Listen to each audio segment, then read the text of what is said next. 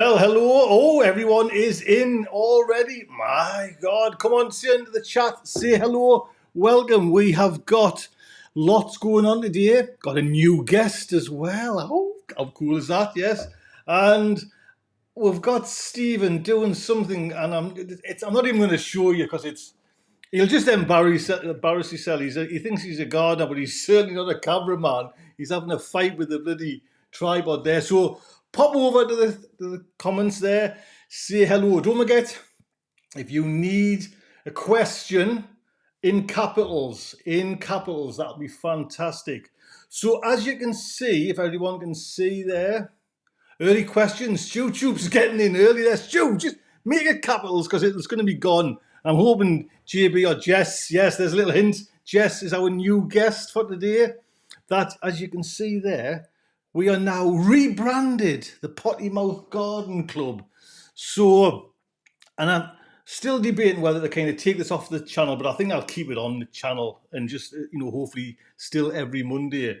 And as you can see as well, I'm in the office now, in the potting shed office, which is my daughter's ex-bedroom. As soon as she moved out, they've moved out into their little house.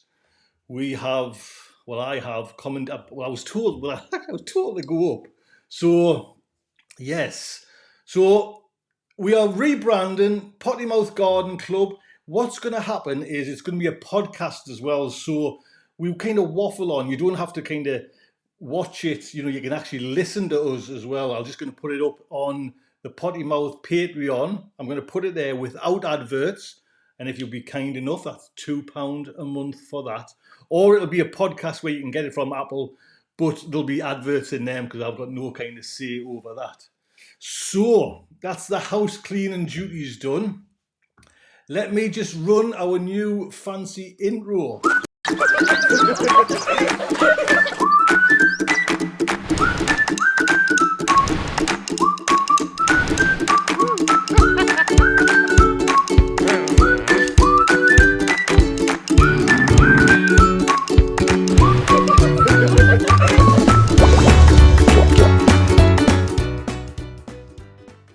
There we go. I would like to take credit for that, but I didn't do anything. I just kind of had the idea. So yes, we are the Potty Mouth Garden Club. And let me bring in straight away our new guest this week. And Jessie from Plot 37, if I get that right, has said she would come on at least once a month. So Jessie, are you there, lass? Let me just bring you in. One moment. I've got to unmute you first. And let's have a look, Jess. There we go. Hello. Now, I know Jess has had a good stiff glass of wine there just to get the nerves going. Jessie, thank you so much for coming on and doing this. You are a star. Do you know what I mean? A kind of lovely, thank you. And tell us, I guess everybody knows, Jess, but just tell us what your gardening channel is and what you kind of prescribe to and how you kind of do your gardening. See you there. Right. Tell us how you garden then. I've got an allotment and I garden with my mum. I've got chickens and I tend to just kind of vlog what I'm doing rather than do anything specific each week. It's sort of whatever shows up on YouTube is sort of whatever I happen to have managed to do that week. There's no planning involved in anything. So it's all a bit of potluck.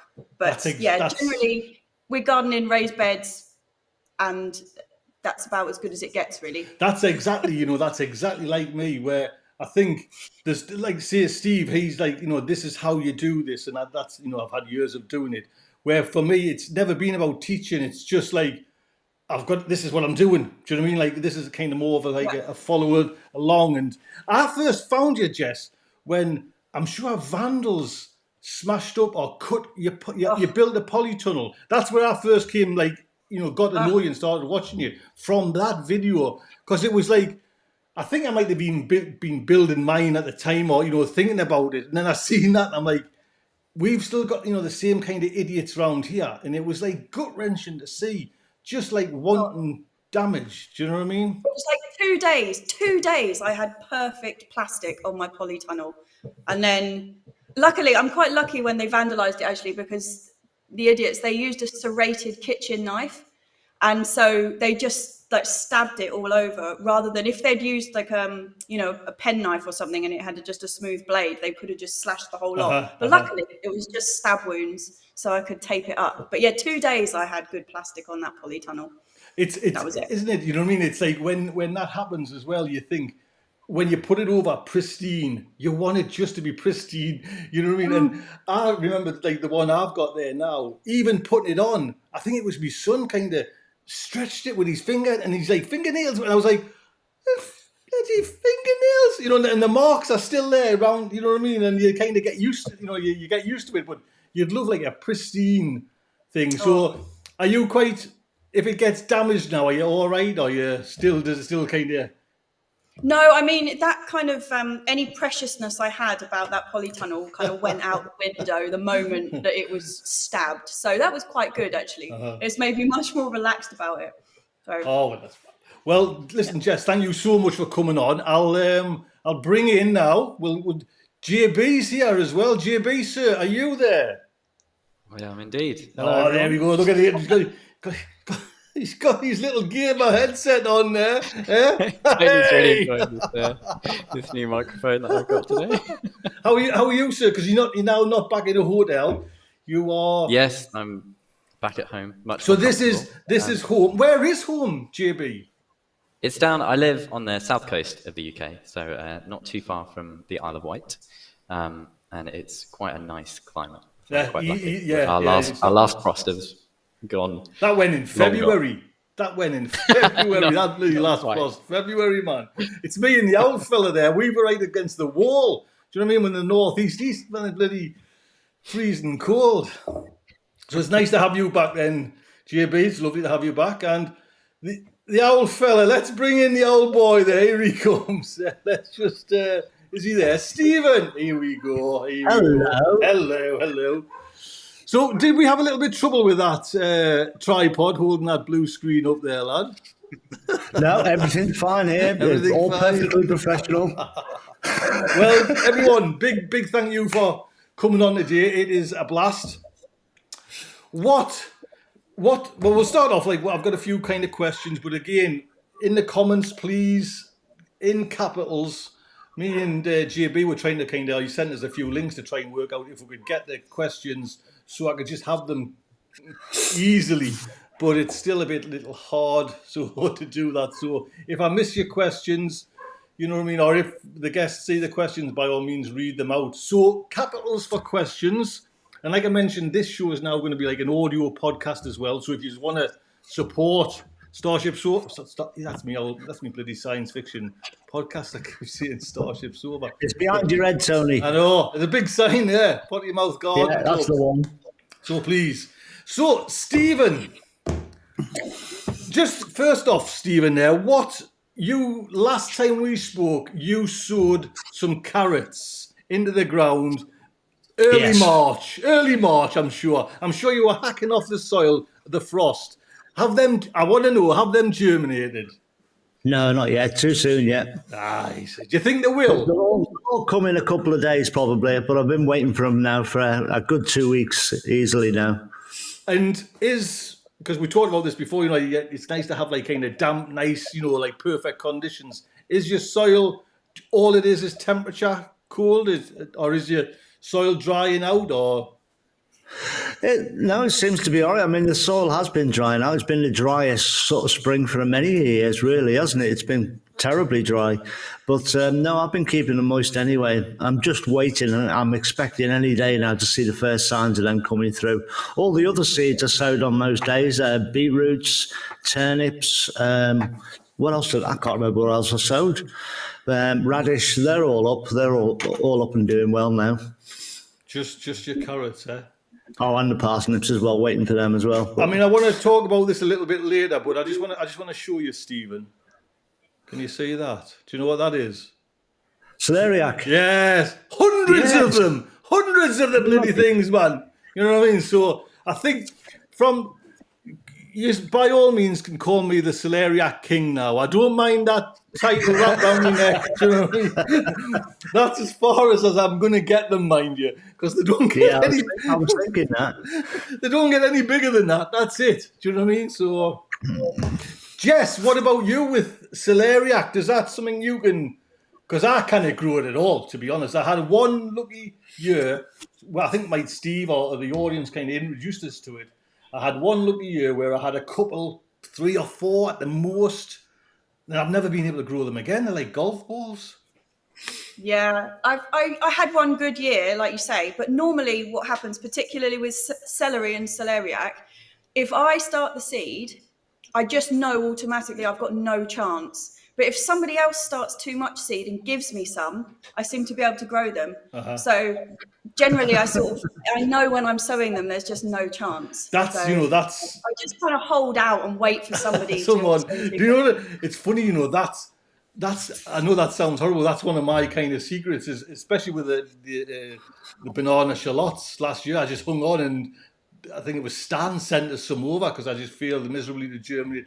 Luckily, this year they've germinated, but last year I didn't. And it's lovely when I'm getting all my chilies this year. You know what I mean? I'm getting a whole pack of bloody chilies from Nick. Nick Elliott sent us over the chilies. So, JB, you just watch yourself now. The old boy, he has got his chilies. He's going to show you.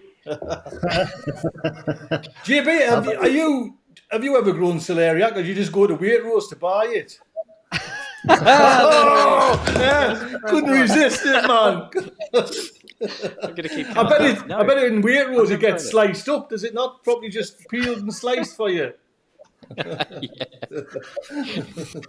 I've never grown it. I've never tried it. I've never bought it at Waitrose either. But I'm developing a list of things that Tony says I have to grow. So I'll put celeriac on the list. Like I say, and Steve got all the tips, like kind of breaking the leaves off and everything like that. But and there was a few comments about mine when I pulled them up I pulled them up like more annoyed with myself, and I might have pulled them up too early. But I mean, it was Christmas Day, and I just thought it'd been there like a year and a half. You know, how long do I kind of give them? So that's like I say, that little picture there. That's it. That's kind of, and they're about their comparison are about so big there. So that, and it's funny enough, I've had to put these because I'm running out of trays. Like, you can never. So these are on me, like, you know, Steve, them deep rooted ones from. So I'm using like me best of me best. So I'll be pissed. They got the shallow ones back in stock now, container-wise. If you wanted them, they're back in stock. They've been for a couple of weeks. I got a few more. I'll have to kind of hold off spending because I've spent more on bloody lights and all you bought it. You know what I mean? So yeah. Jess, what have you been sowing? And have you sowed anything this week, or have you been planning anything, or? Have you done anything? I've just been bemoaning the fact that it's going to be May this week. What the hell? And I still haven't sown any of the things on my April list. The only thing I've got in. I did sweet corn. I got the parsnips in. Like, I don't know what's happened. So have you got your sweet corn in? Yeah, I've got my sweet corn in. Right. God, I haven't done that. I'm kind of blazing around thinking about salad, and I kind of probably missed the most important thing. And bloody hell, Stevie, you haven't got your Stevie. As if he's like a 14-year-old. You haven't got your sweet corn in, have you yet? No, not yet. Probably next week, maybe. We'll see. We'll see what the weather's like.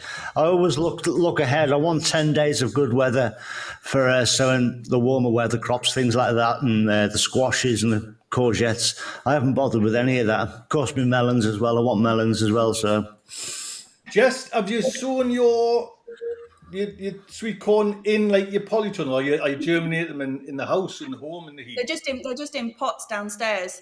Right. Yeah. Right. Yeah, I haven't put them out yet, but I don't think they're going to be inside for much longer. Like they're sort of ready to go out. Right. The soil's pretty warm and at the moment. You must be kind of like JB, are you down south way for like a totally different easy peasy climate? You know what I mean? It's a given it's going to grow.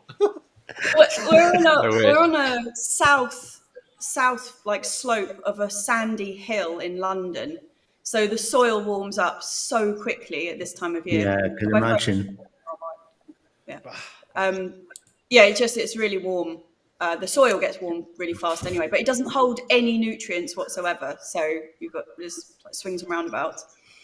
Just out of curiosity, because you're new here and everything like that, so it's nice to kind of pry a little bit. Have you learned your gardening from your mum? Because you said you garden with your mum, or have you both come to an allotment at the same time and learned together? No, I mean, they had an allotment. My mum and dad had an allotment when I was a kid. But then when I finished my first degree, I went off and studied gardening, and then I was a gardener for a while. But I spent my entire life trying to encourage like rich Chelsea and Kensington mums that they needed chard in their flower borders, and it was just like a complete waste of time. So I gave up on it, and then just decided I would do it as a hobby, and then I started YouTube, and now it's a career again. So it just goes round and round and round. So how did Mum get involved? Does Mum just get involved because she loves gardening and the camera's there? You might as well film, or? Yeah, well, neither of them were into gardening, but they just stumbled where our allotments are. They're like really hidden from the road, and they happened to be walking up there like sometime, and they spotted them. And then at the time there was no waiting list for allotments whatsoever. It was just like, do you want an allotment? Have one. So they took one on, and then they had it. They had it from then. But so is that the allotment you've got now? It is, yeah. Right. So they took it on in 1987, and so we've had it a long time. Right. And then they looked after it for a number of years, and then when I moved back to the area, then I kind of started taking over it in that sense. Wow, go on. Does Mum give you any tips, or are you the kind of the main gardener, or? The things I ask just purely because you say they've done it all before, but I'm guessing you maybe come with new techniques and new ideas and. Yeah, I mean, she knows the things that she wants to grow, but it's quite like what she wants to grow, and that's that. So things have changed enormously in the last like 6 years or so, because I've had allotments and gardens elsewhere, and I've brought all the things that I learned and did from them and brought them onto the plot. So, yeah. Right. She goes to the books a lot. I thought you were going to say she's very kind of, she'll just do 3 veg and you know what I mean. That's it. I was thinking, careful, Jess, your mum might watch this. So. No, it's not that. It's just her natural response to these things is like, I want to grow this. It doesn't matter if I've grown carrots for like the last 20 years. I want to sow some carrots. I'll go and get the book, and then she'll get the book out and read it, and then do what it says in the book. So that's just how she operates in everything, not just gardening. So she's an accountant. She sounds fab. JB, lad, I've never asked you, how long have you had your allotment? I'm sure. Did you say 2 years or something? Or? Yeah, so it's weird. It's year 3 currently. Right. And that's come very quick, and I still feel like I have absolutely no idea what I'm doing. But the first year I only managed to get about kind of 60% of the plot actually clear, because it was a complete and utter tip when I took it on. So that's another excuse to have up my sleeve as well. Were you on a waiting list as well or not? Or yeah, we got really lucky, because the waiting list here is quite long. Like it can be kind of 1 or 2 years, which isn't long compared to some places I know. But I don't know what happened, but we managed to get one in like a few months. My fiance put her name down for it, and then the council let us know within about 2 or 3 months, and we were like, we weren't really expecting this, but yeah, sure, okay. Well, and I know once you get it, it's quite right. It's like it's our baby, but how do you look after it? You know what I mean? Kind of. I wonder. I don't know what was invented when this fella had his allotments. You know what I mean? It's still steam driven.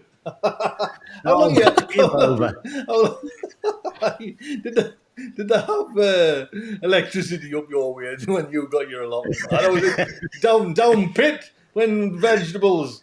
How long you had yours? I've never asked you, Steve. Well, I've had mine since about 2009, I think. And the way I got mine, there was a waiting list here. Couldn't get onto the site at all.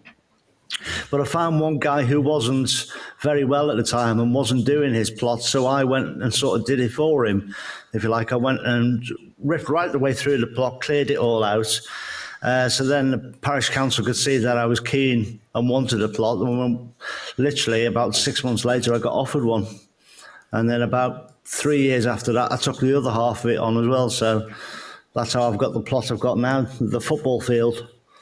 You know, when you mentioned your granddad always, you learned from your granddad. Where did he garden? Did he have an allotment? And was it a private one or a council one? Or Well, he always had patches of land everywhere, and he did a lot of gardening for people in his spare time, the part-time gardener, and they would always give him a bed. So he had sort of vegetable beds all over the village, and he had some places at the church where, in the churchyard, he used to maintain that as well. So he had a couple of patches of land there, and with the council as well, because he was head gardener for Liverpool Parks and Gardens, so he had patches of land with them. And he had a massive greenhouse in his back garden as well, and all kinds of fruit and stuff growing. So this is why I've got such a good basis and a good, good grounding in gardening, because it was everything. In everywhere. And everywhere, yeah. And I used to go all over the city with him as well, go off to work with him, because my mum was working. My dad wasn't around at that time, and my mum was working, so my granddad used to look after us during the day. So when he went to work, I went with him. Right. What a life, eh? God, the memories, yeah, man. Brilliant. The memories. Do you know what I mean? Right, well, I found, and this actually, I'm surprised I didn't realise about it, but I think it was January, we had Peter Seabrook died. Now, I didn't know, you know what I mean? I kind of, obviously doing YouTube and everything like that, you just get wrapped up in your own little world and that, and you forget the greater picture.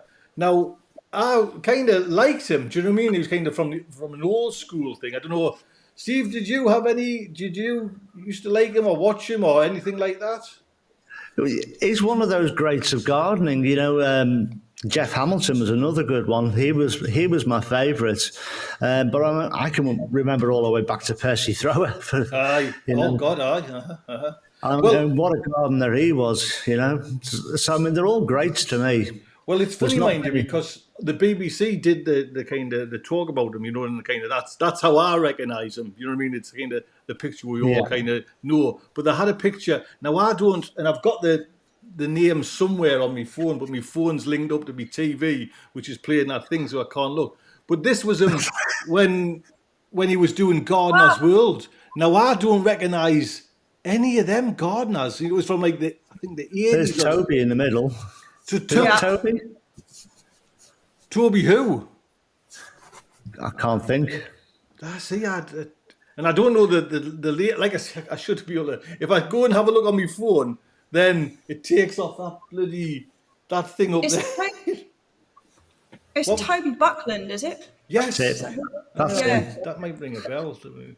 Because he was head of Gardener's World for a little while as well, when they had that garden that was, they just started with a blank canvas in a field, and he built a funny shaped greenhouse and a front garden street, didn't he, or something?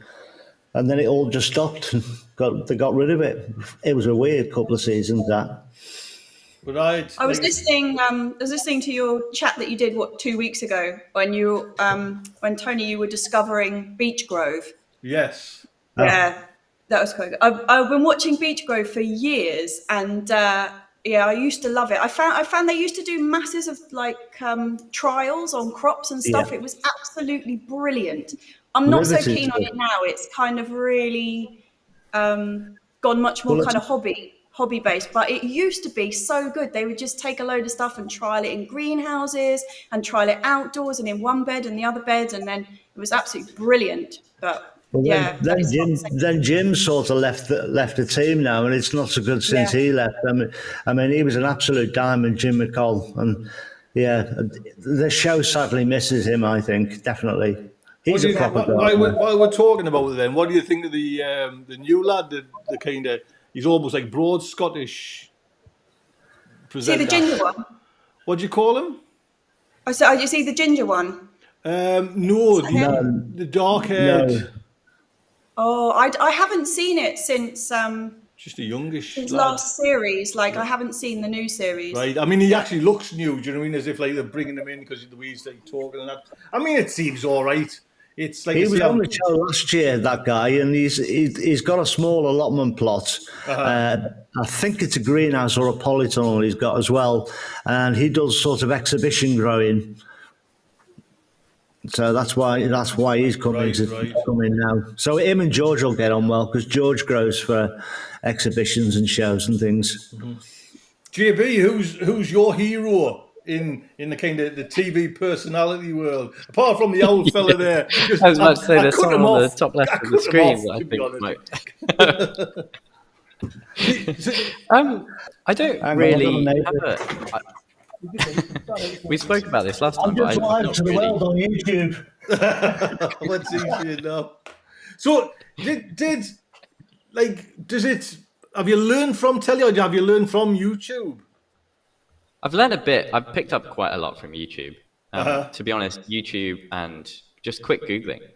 You know, just really quite often when I'm at the allotment, I will just Google how to say something that I've forgotten I was meant to. Yeah, exactly. Something that I was meant to be saying that day. And normally, you know, it just pops up and I see how it does. I do watch a few things on YouTube for specifics, but what about the general TV? You know, like do you watch any of the programs? Or no, see the very kids. Few. Kids today now with his gaming headset on. Mine's too bloody busy. I did go away and actually watch a bit of Gardener's World after our last chat, and it was not for me. I know isn't it? It's like it's not. It's and the bits that I want, they kind of just keep them like 30 seconds little intro, and then they're off to some other herbaceous border. Do you know what I mean? It's like how many herbaceous borders do we need to see, man? Do you know what I mean? Kind of. Jess, what are you then? I know you're Beech Grove. Is there anything else, or which is your favourite? For me, it's Titchmarsh's God. Do you know what I mean? The guy's a lovely genius. I think he's fantastic, and I'd love to get him. I'll try my best to get him on here one day. But I like Monty Don, and I love. Most people know like it's where I cut my teeth. Is on Monty Don's, you know, the Fork to Fork program. I thought that was just fantastic. Then it's just kind of went downhill for me for Gardener's World. It just doesn't hit the spot. I know we keep on going over this, but it's you know, they're all going at the moment. Is there anyone you admire? At the moment, are you watching Marcus Waring's program where he's taken over it's good, isn't it? Yeah. Very good. I really like it. I mean, I've got massive jealousy when I watch it, like so much envy. But yeah, absolutely amazing. I'm really enjoying watching that one. Now you see, Jess, that's where me and you will part again, because I tell you why. Because it looks like he's not doing any garden, or the ones I've seen, he's not doing any gardening. He'll rock up to someone who's digging over the plot, you know, or his mate or whoever. He'll do a little bit, and his garden's amazing. And you don't see. He's very open about the fact that he's come in completely clueless. He bought the thing already as is. It was already like homesteady. Right. It was already there, and then he kept their gardener on to carry on doing it, and he's just kind of taken it on, and then he's doing I think he's trying to learn more about growing food, because that was never something that he was that into, and it's just quite nice to see him getting really overexcited about it. Maybe I should actually eat humble pie here and have to watch it again, and you know what I mean, admit maybe I'm getting it wrong a little bit and give them a chance. Do you know what I mean? If they don't sow veg, or you know what I mean, I get so frustrated. But with that one as well, it was like the cinematography, or you know, whatever fancy word, it was so pristine. The greens are so green, and it was just like, you know, like the editor must just like go over the top, and I was like, this is not reality. But I will certainly have to give it another go. But what I like about it is that he doesn't claim to be the guy doing it or the expert. He's like the one who's learning about it. Whereas like Monty Don claims to be the expert about things, which I don't doubt that he is, but I don't believe in him. Whereas Adam Frost, I completely believe in. You know, like it's kind of just sort of where you fall on it. Well, I'll have to, like I say, I'll have to come back to it and see what I say. You'll have to remember that Marcus Waring, he spends all his life, sweating his things off in kitchens, generally in a basement. I mean, that guy hasn't seen the sunshine for 20 years anyway. He won't know the first thing about working soil. So, as Jess says there, he doesn't claim to be what he isn't, and he's taken everything on, and he's trying now to learn about it, but also trying to work it into his main skill, which is cooking, Mm-hmm. So, right, well, you're convinced us. I apologise. Sorry, I'll have to watch it. Apology accepted. We've got a few questions, if you don't mind. Then I know Pam F is asking: do you grow edible flowers, and if so, which ones? Jess, this seems like it might be a question for you. No, I tend to eat. No, sorry, don't never do that. I've planted nothing this year. The only edible flowers I tend to eat is when everything's gone to seed, and I just refuse to not eat it. Like I do eat a lot of edible flowers that way, but it's not something I've really gotten into. But no, I like the idea of it. It's not. I'm just looking at the screen there, mind you. I look a little bit red, and it's not me false lighting here. We went for a walk yesterday for about 8 hours. And I think I've caught the sun. I can only just notice now that I'm glowing hotter than the bloody tungsten lights here. So apologies if I'm kind of like some little red. You've been in the spray tan booth, haven't you? You've been on Strictly in the spray tan booth. It's still got the glow. Yeah, the ultra glow. Yeah, thank God, that's taking us back to my hairdressing. Bloody days, that ultra glow. Right, stop that. Let's get away from that. JB, sir, edible flowers. Right. Are you? I've been told that some of the flowers that I've grown are edible, but I've never tried them. So I definitely don't deliberately grow any edible flowers. But calendula is the go-to, isn't it, for that people use as a, what is it? People say saffron. It's meant to be a replacement for saffron. Right. So I might try that this year. See, I've never tried it. I tried to make a face oil out of calendula last year, and it was lovely, apart from the fact that it didn't go anywhere. So you put it on your face, and then you just got oily face. Like it's just like a glowing orange face. A bit like Tony. It's a bit like Tony. Have you been using the calendula oil, Tony? It's getting, you know what I mean? You got to make a bit of an effort when you're coming on, you know what I mean, for a live show, you know what I mean? What else we got? Yeah, let's see. I've just brought some topics over for them. I'm just saying, if anyone, please, if you want. Oh, here's one. Jade is asking, which is a nice question, to be honest. Now, what made you get an allotment? JB, what actually, I know we kind of like gardening, that's all like a given, but what made you actually, is it something that you've, like a passion you've had? He's just drinking now, he's just drinking into oblivion. Yeah, I'm in the middle of Look at the two bottom guests, are just sauced up to the eyes there. Well, it was I've got a glass of water. Accident. Our allotment. So earlier I said that my fiance put our name down. I've never told this story before, and it was kind of like we imagined that maybe we'd get one in like a few years, that there would be a massive waiting list. And I was like, no, just like don't put our name down yet. It's not worth it. And then when we got that call from the council, we were like, okay, well we've got an allotment now. So it was something I always wanted to do. Like in the back of my head, I had a goal that it would be really nice to have an allotment. And because I'd moved from a job where I was outdoors all the time to a desk job. I was really looking forward to having that space. And at the time, we didn't have a back garden. We were in like a really tiny little place. So it was kind of like a nice surprise, I guess, a nice accident that we ended up with it so early. Oh, it's lush, like I say, when you get one. Do you know what I mean? And like I was telling everyone a couple of weeks ago, like the neighbours over from me had been on a waiting list 16 years. for that one. Do you know what I mean? And you just think, bloody. And she said it was, like I mentioned here last time, it was only like checking an old email which she never used. Oh, God, the council, you know what I mean? And there's like, come on down to Pounds. I do viewings for allotments, and because we don't have an allotment council, not allotment council, what they called an allotment committee. It's basically just me. So I get the names. I get the names from the council, and then kind of approach people. But I get so many people come up to the allotment and be like, "Oh, I've had my name on the waiting list for ages. How long am I going to have to wait?" This kind of thing. And I had a couple up there last week, and they'd been on the waiting list 6 months, and they were expecting to get an allotment, and it's like 9 years where we are minimum. Like, wow.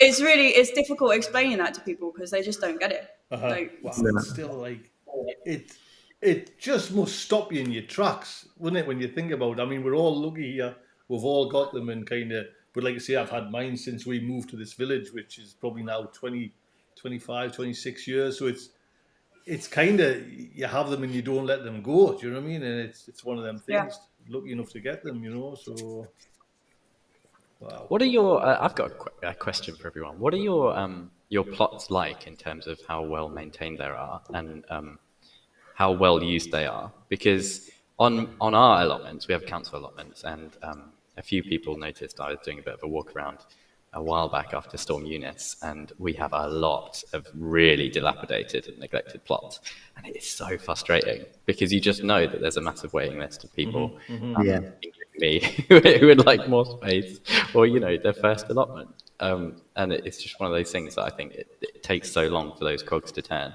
and for people to. It shouldn't, and all when you think about it, it's just like it's so easy just to like say if there's if you're not looking after it. Give it 6 months. If there's no one, because there's a couple on our side hasn't been looked after, and they might have good intentions, but the good intentions don't. You get up there, then you know what I mean. It's kind of there's so many people, and it's like give them out. Do you know what I mean? Get them. We're liaising with the council at the moment. I have been for about 3 or 4 years. About trying to revise the process for getting people off allotments, because once people have got the allotment, like there's obviously, if there's a health issue or you're not able to get up there or something, like obviously there's reasons why you could just be allowed to keep on an allotment, but we have such a slow process. It's only like once a year that you can get somebody off. And if somebody's given a warning that once a year, you essentially get a plot that was quite well looked after, you get 2 years of nothing. So the weeds and the brambles and everything can take over before they can start thinking about getting the next person on. And I understand it from a council point of view, because they don't make any money off allotments, and you can hardly kind of launch an enormous, lawsuit against somebody if they just flat refuse to get off the allotment. There's not really much you can do. So we have a lot of trouble with that on our site. I bet, like most councils in a heartbeat would sell them to like developers. Do you know what I mean? In a heartbeat.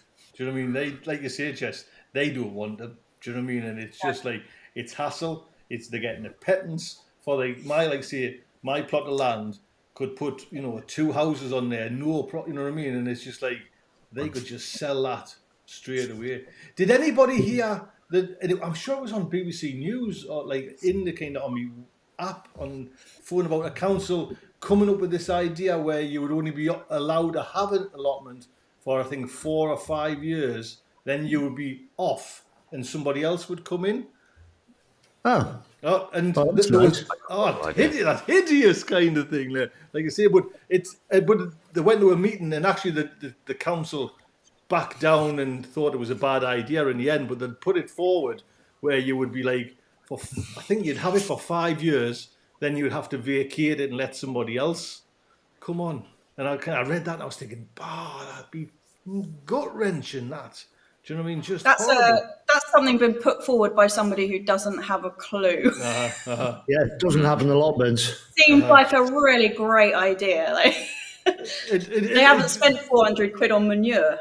Yeah. Well, it's I know. Yeah. I mean, it's not even just that, but just like the whole good for your mental health. You know what I mean? It's a kind of whip that away. You're just getting therapy, and you just kind of. I mean, look at me, I'm glowing now because I've got the allotment, you know what I mean? It would be like gut-wrenching to be... And it's... You can understand, they want to give everyone a fair crack at the whip, but... Didn't we're all shaking our heads, do you know what I mean? But we're not in that kind of, we're in the kind of the golden kind of Goldilocks zone where we've all got. Steve, is your... The answer is make more allotments, not just... Definitely, yeah. And they can easily do that. There isn't a town or village in the country where they can't find, enough land for even just 10 allotments, which would ease the waiting list in many places, Bring those years, as Jess says, 9 years on her side there. But if there was another allotment plot down the road, that time would come right down. Because you've got turnover. Because quite often somebody takes on a plot, and because we're all plot holders, we know within about 2 weeks whether they're going to stick it out or not. You can see by the way they're working and what they're getting done. And that plot's going to turn over next year to somebody else, which again brings the list down even further. Steve, is yours a council plot or is it a private plot? Parish council. It was local council for the whole area from Carlisle, but they handed it over to our village parish council, and we've got 2 sites here. We're lucky. There's about 70 or 80 plots or something. Well, it's funny, mind you, we're just again a little village, but we've got my allotments, and there's actually 2 allotments there. My wall is like a boundary. And I built these new allotments over the wall, the ones that we had at 16 years. Then we've got some right on the coast. Then we've got like a private. And I've often thought about, maybe do I kind of get myself on these private ones, but they charge what, it's like up to like somebody who just say, all right, give us 10,000, you can have my, that kind of, there's no balance of like money, you know what I mean? It's just like pay what you're kind of willing to pay for them. So... I don't. JB, what about you? Are you council or parish? Yeah. Ours is all council. But I live in quite a big town, but we do have loads of allotments for whatever reason, and they're all council owned. So I think that's one of the reasons the waiting lists are relatively low. It would be nice if they were a little more attentively kind of dished out to people. We've got, let's just sort of Fit to be Red is asking, should I throw clay clumps out of my garden and into my compost pile to break them down? JB, have you got any clay lumps in yours? Did you suffer with that? Or you? No? I do, yeah. So I'm on a very, very clay heavy plot. And I'm not sure that you'd want to be, getting individual clumps out like that. It's interesting, the debate about no dig or dig on clay, because traditional advice for clay is to improve the soil structure. You want to dig it over to aerate it and add lots of organic matter, which is what I did at the start. But I did that because I had to get all the bramble roots out. My plot was literally 6 foot high brambles. I'm not exaggerating. And so the only way to get rid of the roots was to dig it all over. And now when I do dig in those parts of the beds, the structure is really nice. But what I found is that there's not much organic life. I don't see many worms. And I think I probably did damage the soil structure in a scientific sense of the word, soil structure, for supporting life. But it does mean it's much easier to work in. And now I'm just adding lots more compost and organic matter over time, and trying to let the biological process kind of set in and improve and make it so that it's workable. Jess, what about you, Jess? What's your soil condition like? Are you clear? It's basically a beach. I mean, it's just sand. We're on a massive hill of sand, and if you water for too long in one spot, there's no soil left. It is just like dust. Yeah, it's like the complete opposite of what JB's talking about. But I found it's made a huge difference just putting that much like manure on or leaf mold or whatever every year. We have to do it twice a year, really, because it just disappears within seconds. But it has made a huge difference. But if whoever's trying to get rid of their lumps of clay, do you want to send it my way? Because I'd love some lumps of clay.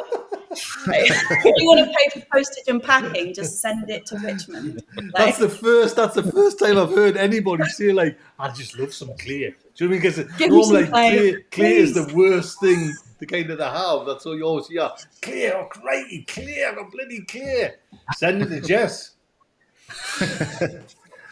Steve, it is really yours good. is a bit clay, isn't it? I've got like a clay loam because I'm sort of about 20 foot up from a river where I am. So, going back in time, the river would have run over my plots. But it's interesting about clay because it's something we used to use in Liverpool. I've just recently spoke about it on a video about using calcified seaweed because that will help solve the problem of clay soil, because essentially what clay is such fine particles that when the rain washes it down into a very fine layer, and that when that dries out, that's what cracks. Whereas most of the other clay soil particles are much, much bigger. But this marl, as I call it, or calcified seaweed, it actually, and this is a great word, it flocculates the soil. It makes the particles of clay stick together so they become bigger lumps, and therefore they don't all sit down into a fine layer and they stay apart better. So using the calcified seaweed helps condition your soil. Who gave you that tip then, Steve? Is that one like passed down, or is it just something you've discovered? Yeah, pretty much. That's because in Liverpool, where I was born and brought up, it was, you dug down any more than sort of 6-8 inches, and you were into solid sort of orange clay there. So to dig over in the allotments every year, it was part of the treatment. Handful of bloodfish and bone and a handful of marl in there every time you were doing it. And as Jess was saying, as in the organic matter, everything went into the soil. So this calcified, what do you say, calcified seaweed, are you buying it like just in like a kilogram bag and sprinkling it on? Or no, I don't buy anything in kilos. Well, we know that. We bloody know that, lad. You know that. I was mentioning to Steve as well that I don't know if anyone watched Steve's. He did a video where he was kind of putting, and it was just that I thought that was a kind of brave move, Steve. I mentioned that before. Just delivering his compost, and he was filling up his raised beds, and he didn't have any talk, and it was just music. And the tipper truck came and tipped out all this lovely compost, and then the wagon kind of went back, and there was about a quarter of a bucket. He nearly tripped over himself to get this quarter of a bucket off the back of the wagon there. I thought, you bugger, hungry man for it. I washed the driver's boots as well. So calcified seaweed, are you just getting seaweed off the beach? No, I'm buying it ready-made. You can use seaweed directly off the beach, but that's a different product altogether. That's rich in nitrogen and trace elements, your seaweed, and that makes a great liquid feed. This is actually old dead seaweed that's literally calcified on the bottom of the sea. Right. And I think in particular, I'm just trying to think, I think it's actually a pink seaweed, but I could be wrong on that. And what do you just buy it in, like a kilogram tub or something, or? No, in a sack. Right, Everything comes in a big bag. Right.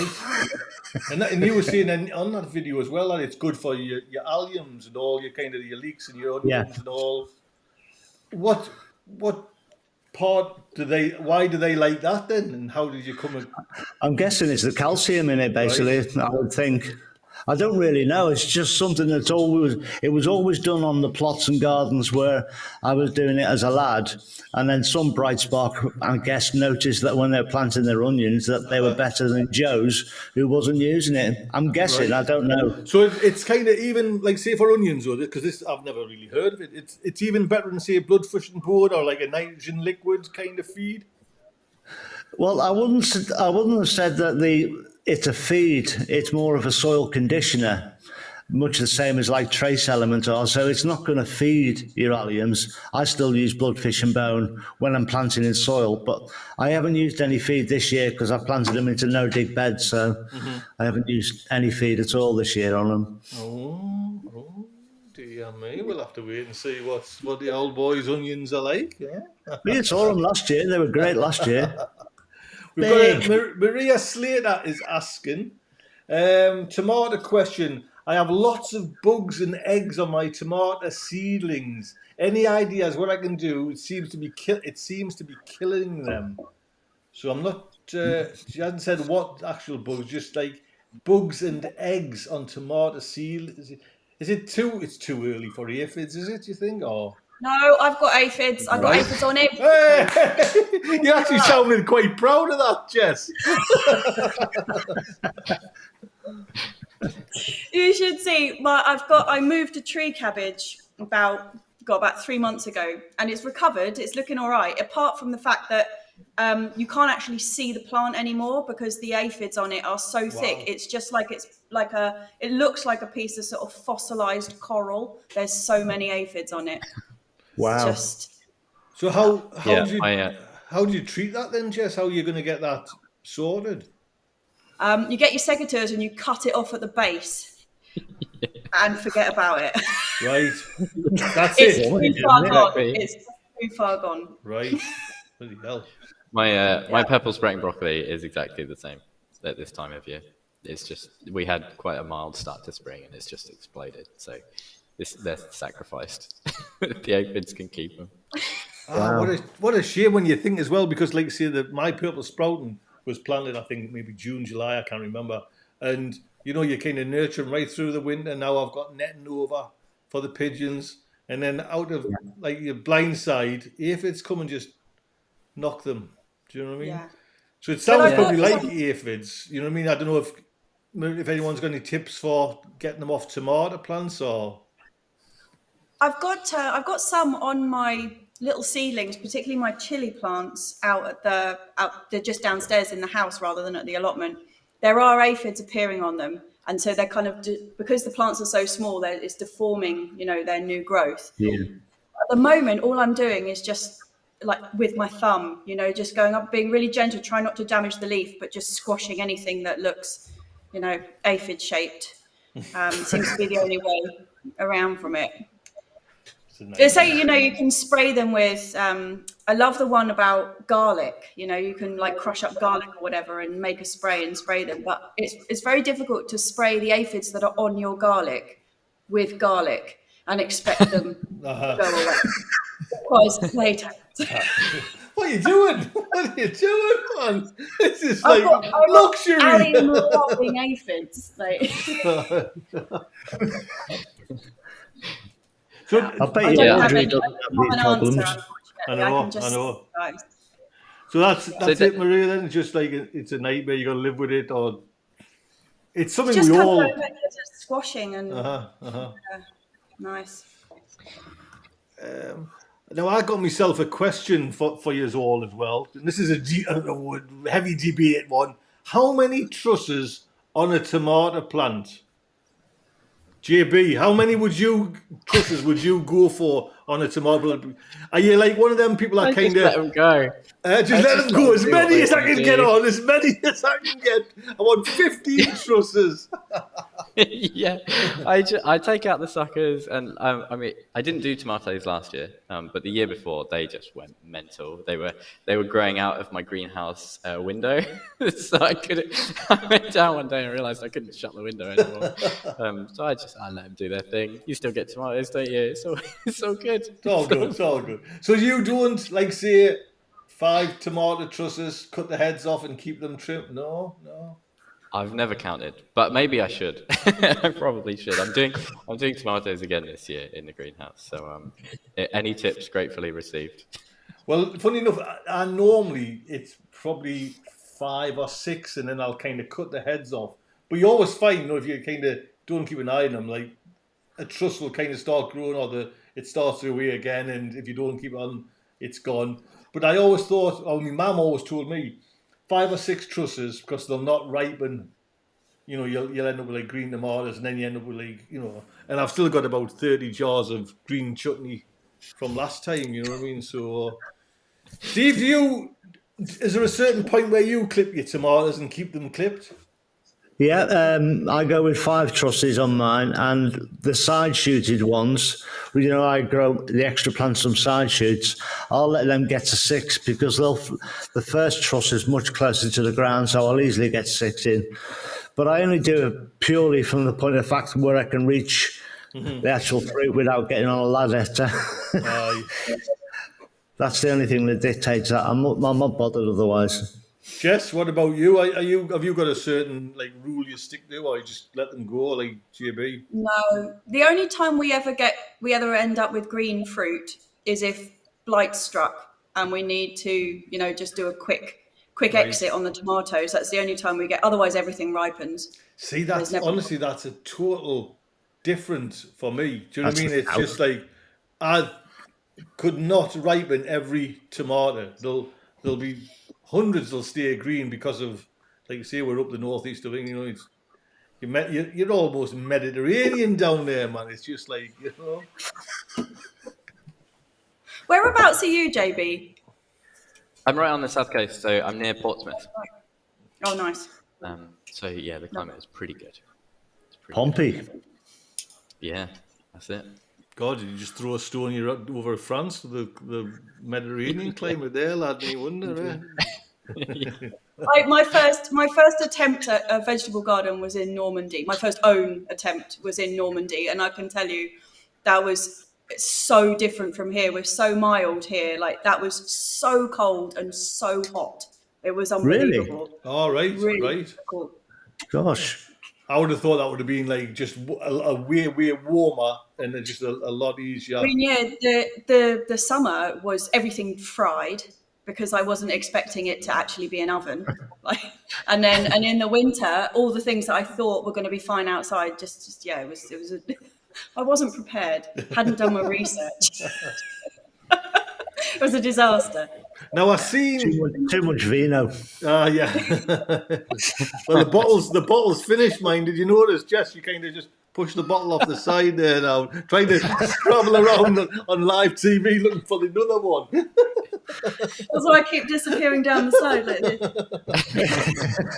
this. So I seen this little article saying everyone should sow sunflowers for Ukraine. All the kind of the troubles and the hideous things that are going on Ukraine. And I've just sown my sunflower seeds. Steve, is it too early for sunflowers yet, or is it a nice time to kind of sow them to support Ukraine? And I've just sown mine, and I've sown about 60 or 70, I think, and that is full for Ukraine. And I've just managed this last couple of days to get permission from the parish council, but I'm going to sell them all locally in the village. And all that money's going to the Ukraine. I'm not doing it for any sort of big reasons or anything, but just it's the only thing I can do really to help the poor buggers, So you've just sown yours there now, have you? About a week, 10 days ago, yeah. Probably about 4 days for me. Did you not see the video, Tony? Oh dear me. I haven't. I don't think I have. No, to be honest. I'm trying to sow them in the polytunnel. I haven't brought them in. I think they're on some sort of heated thing. So I'm hoping they'll just germinate pretty quickly. Do you know what I mean? But well, I've sown they're all multi-branching ones, so I should get decent cut flower stems off them. I'm not gone for the sort of big tall ones or the big head ones. They're all multi-branching, so I should get a fair amount of flowers. Well, it was Audrey that sent me over. I think it said something like lemon sunflowers, maybe, I don't know if it was last year or this year. But so I've put all the seeds in some compost, so I'm hoping. Jess, are you sowing anything? Or will you sow anything? Or yeah, my sunflowers are about. Hello, everyone. I thought I'd give you right. Wow. That big. I think I might have been a little keen. I sowed them the week that Russia went into the Ukraine. So they've been a while now. And did you do that deliberately, thinking, I'll bring some yellow into the world to represent Ukraine, or? Yeah, the sunflowers. I was going to grow some sunflowers because we grow them generally just for the heads for the chickens because they go mental, when you let the heads dry out. But I had quite a few packets, and it just happened to be that week that it really kicked off. And I just thought, bugger it, I'm going to sow the whole bloody lot. So I've got pots and pots and pots of them. And I know every time I plant them out, every other year that I plant them out, they get completely taken off by the slugs. And then whatever's left of the stump kind of grows these multi-headed sort of gnarled sunflowers. But yeah. I'm hoping like say everyone kind of sows some. You know what I mean? It's something that odd times I've sown, but I'm hoping they'll sow, and I'll just kind of put them all around the allotment. JB, are you thinking of doing anything, or? This is all news to me. I've never even heard about this sunflowers for Ukraine thing. I feel like I've been living under a rock.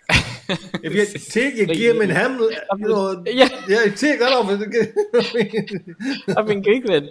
And I'm like, oh, wow. Well, it's just something I seen, and I thought, oh, right, and it just like fell into place. I had a nice big packet from Audrey. You know, it was Audrey that kind of got me to kind of, think about it with us sending over the seeds. So, actually, I'll just say the only ones that I didn't sow that I did have a packet of were called Red Russian. I thought I'd just leave that one to the side. Well, they're called Red Russian. Those ones. I'm not fucking doing them ones, no way. Well, JB, next time we speak next week, hopefully you've went out, got some, and sown them. Is it, Steve? Is it not too late? Is it? What, for sowing sunflowers? Yeah. No. I'll be sowing a second batch in a couple of weeks as well to get the continuation of flowers. Hopefully. There we go. Everybody in the chat, put down, say yes now in the chat that we're going to grow some sunflowers. Get this colour. Oh, we got some +18 adult sites come up in the chat. That's cool. Yeah, I've been trying to zap that. I was like, delete. Good target audience here. Yes. Fantastic. Right, Let's Grow Home is asking, would you say I'm too late to sow tomato seeds in northeast Scotland? What is? Never too late. See, I don't know. Northeast Scotland? No, never too late. Just get them in. I mean, there's no harm in trying. But I don't know whether you'll be just taking home with the green. You learn by the experience. That's the way I do everything. Even if I'm not sure about sowing something, I'll sow them anyway just to see what the heck's going to happen. And the weather can turn. You can get these Indian summers in October. So you never know exactly what's going to happen until it's happened. So don't hold back because you think, oh, that might not work. No, just get them in some soil and have a go. Yeah, see, that's true gardener. True gardener. JB, are you taking note from the old boy there? Yeah, I do that. I do that. That is one that I love to do. Yes. I love to experiment and just, if you got it, use it. You might as well. What's the worst that's going to happen if you got to buy a new packet of seeds? Is there anything, this was one of my little questions there. Jess, I'll ask you first there. Is there anything you won't grow? Asparagus. I'm going to say apart from your Russian sunflowers. Go on, finish. Asparagus. Are you pouring look at that, is that a second bottle?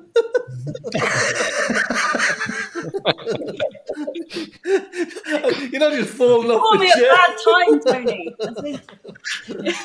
So you're not asparagus peas. Asparagus peas I will never grow again. They were horrific. In what way?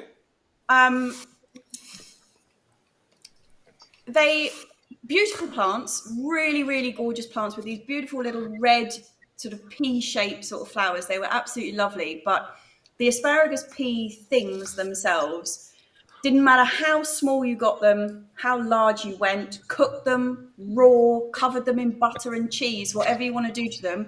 They tasted like you had dipped toilet inner rolls in nail varnish remover and then just tried to chew it. They're really awful. So I won't be doing them again unless it's for just ornamental because they were pretty. Well, for me, did you not like them then? Just saying, I love nail varnish remover toilet roll. For me, it was fennel. It seems to and I haven't grown it, but I'll not grow it because I don't like. And there's only fennel, in the world. I can eat anything. You know what I mean? Put it in front of us and I'll eat it. And yet I had fennel once, and I don't know if I did it and I didn't do it right or something, but it was too strong a flavour. I don't know if I put too much in. And it just, put us off. And fennel's the one thing I cannot eat. And I can, like I say, I pride myself. Do you know what I mean? Kind of pride myself on what I can kind of put away. But fennel just knocks us, so I'm not bothered with fennel. Well, cooked fennel hardly tastes of fennel at all. Well, most of the flavour goes away. It's more earthy than anything else. Well, that's exactly. I must have done something wrong because it was just like aniseed to hell and back. Do you know what I mean? And I like an aniseed sweet. You know what I mean? I could eat, but it was just like, oh, you know what I mean? That one kind of makes you like go a little bit kind of shiver there. JB, sir.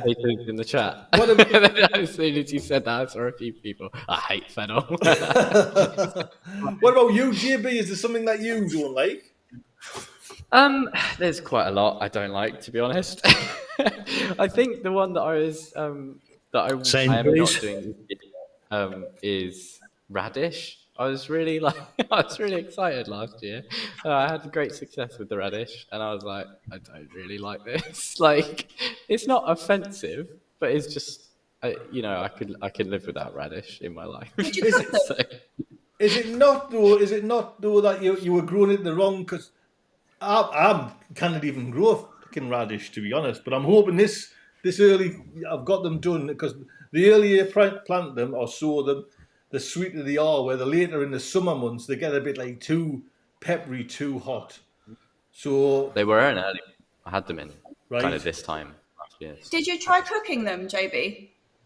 I think I just had them raw in salads. Because they're so good. I tend to put them in and then only use them either to cook, like to roast, or just to eat the seed pods, because they're really nice. But I'm like, I'm really not that fussed about the actual, like, just the raw radish.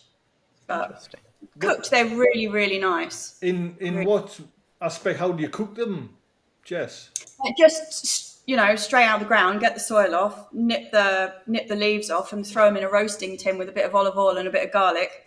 Really, really nice. Right. They get a little peppery taste, but they get more like the peppery taste mellows out to a bit more like a soft rocket kind of peppery taste, rather than it being like you're being punched in the back of the throat by a pepper water pistol, which sometimes they are, when you just bite them straight out of the ground. Yeah. There you go, really JB. Nice. Sunflowers and radishes now. We need them planted for next week. Okay. And celeriac. Did I show you me celeriac again? Just look at that. Look at that. Come on, man. It's a showstopper, man. For God's sake. Well, we have been on. I've still got. I know there's loads of questions, but I do like to kind of keep my fantastic guests. That will be an hour and 7 minutes. So, thank you very much. I think we'll call it a wrap. I was thinking of, once it's now going to a podcast as well, maybe staying on a bit later, because I don't know how you feel, but like I say, I'm now it's in my little office. Do you know what I mean? I can kind of stay up here, without kind of being disturbed. So maybe we might go a little bit later, a bit longer if the chat is flowing. But for now, Jesse, it's been lovely having you. Honestly, will you come back? Like you say, we'll try and get you back on once a month. I certainly will. Yeah. It's just a one bottle, though, if you don't mind. Do you know what I mean? Two's a little bit too. Don't worry. It's all right. All I want to see you now is to kind of stumble over the chair when I say goodbye. Clatter to the floor. It's all right. I'm due at the pub in 12 minutes. Oh, so. There you go. You see, perfect timing. So, JB, thank you very much. Thank you for having me. We'll hopefully get you on next week as well. And Stephen, what can I say that other people haven't already said? Thank you very much. So, everyone, big thank you. If I haven't answered your questions, you know what I mean, please, we'll try and get them. I've got the kind of show notes, or I'll use them next week or whatever. But a big thank you for coming over. Hopefully, yes, I'm here next week, so that's all right. I haven't had to kind of hit the day job. Do you know what I mean? I put the idea to my wife about going, just finishing. Do you know what I mean? Just leaving, and didn't go down very well. If I just chip away, do you know what I mean? That's the kind of plan now, just to kind of berate her into kind of, for God's sake, just go then.